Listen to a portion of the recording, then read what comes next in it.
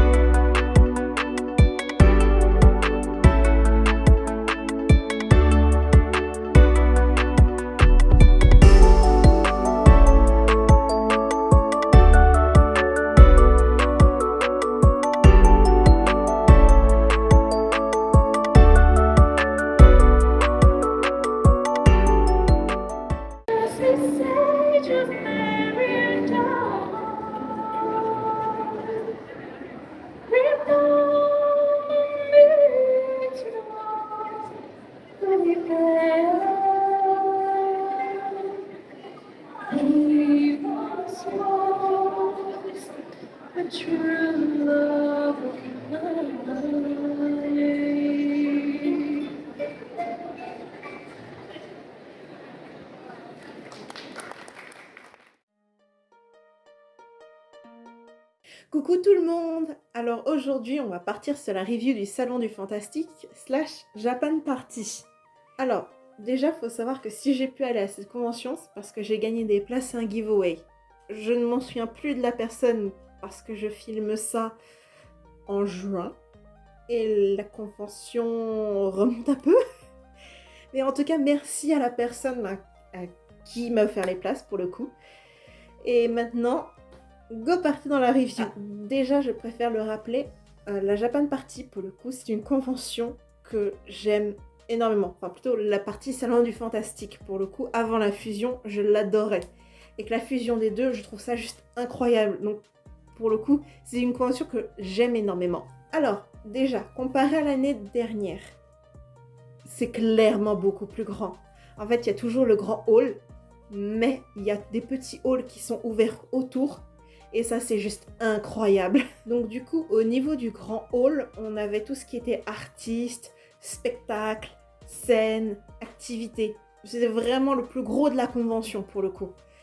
Donc vraiment, au niveau des activités, il y avait du JDR, donc du jeu de rôle. Il y avait des associations de sport qui venaient pour faire des démonstrations. On avait des conférences, il y avait aussi des karaokés, et il y avait aussi des rencontres avec des voice actors. Et pour le coup, les voice actors d'Arcane, une série que j'adore. Au niveau des artistes, il y en avait énormément. Dans toute la convention, j'ai dû croiser que 2 stands AliExpress, ou plutôt 2 stands dropshipping. Tout le reste était que des artistes. Voilà, ça donne une bonne idée de la convention. Au niveau des scènes, en plus, ce que j'ai à noter, c'est qu'ils ont séparé la scène, enfin, ils l'ont cachée entre grosses guillemets. En fait, ils ont mis des espèces de rideaux et des cloisons. Au niveau du bruit, les stands qui étaient à côté de la scène ne souffraient pas tant que ça, comparé à l'année dernière. L'année dernière, c'est très bruyant. Là, les cloisons et les rideaux ont coupé complètement le son. Même si on entend ce qui se passe sur scène, c'est bien isolé en fait, le son est clairement mieux isolé. Donc clairement, c'est un point bonus, vraiment bravo.